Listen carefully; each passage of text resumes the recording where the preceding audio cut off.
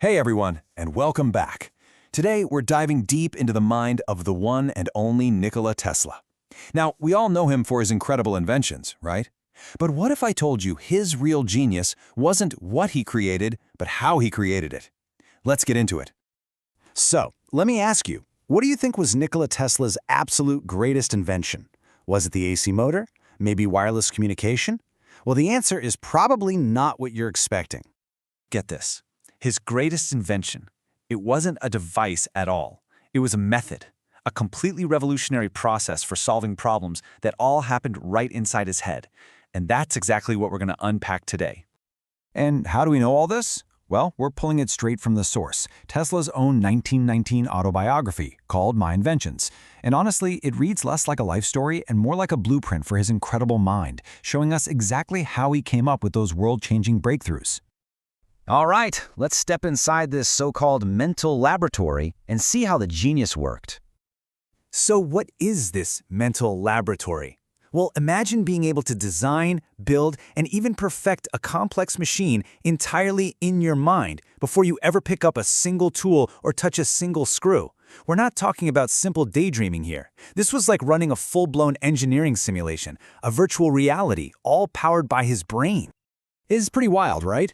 And here's his basic process. First, he'd get the idea. Simple enough. But then, step 2, he'd build the entire thing in his imagination.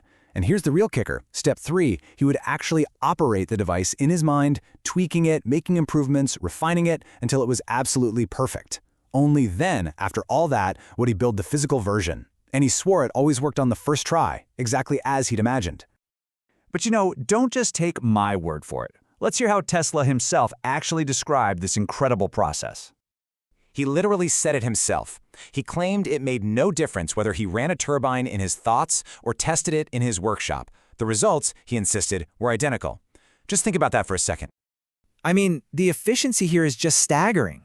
Think of all the time, the money, the wasted materials he saved by avoiding physical trial and error. Every mistake, every failed prototype, it all happened harmlessly inside his head, where it cost absolutely nothing. But for Tesla, this was so much more than just a clever trick or a practical shortcut. It was a deeply held philosophy. You see? He saw invention as humanity's evolutionary engine, a way for our minds to gain complete mastery over the physical world. For Tesla, inventors weren't just building gadgets, they were literally advancing civilization itself. So, the big question is, how was he so good at this? How could his mental models be so unbelievably accurate? Well, this famous quote gives us a huge clue. That was his secret sauce. He didn't just see the world as a bunch of solid, separate objects. He saw it as a massive, interconnected web of energetic patterns. And by understanding those fundamental rules of the universe, he could literally see solutions that were invisible to everyone else. And this wasn't about some sudden eureka moment in the bathtub. This process took serious patience. He would let these huge, revolutionary ideas just incubate in his mind for years. He basically maintained this mental portfolio of ambitious projects, trusting that his mental laboratory would eventually crack the code when the time was right. So, what was the point of all this? What was the end game for him? Well, this final quote really gets to the heart of his mission. For Tesla, technology's greatest purpose wasn't profit or fame. It was bringing people together. He truly believed his inventions could connect the world and lead to universal enlightenment and peace. He wasn't just innovating for himself, he was doing it for all of humanity. Okay, so after getting this incredible peek inside his mind, what's the final verdict on the book itself? Let's break it down. On the one hand, the book is an absolutely invaluable window into a genius-level mind.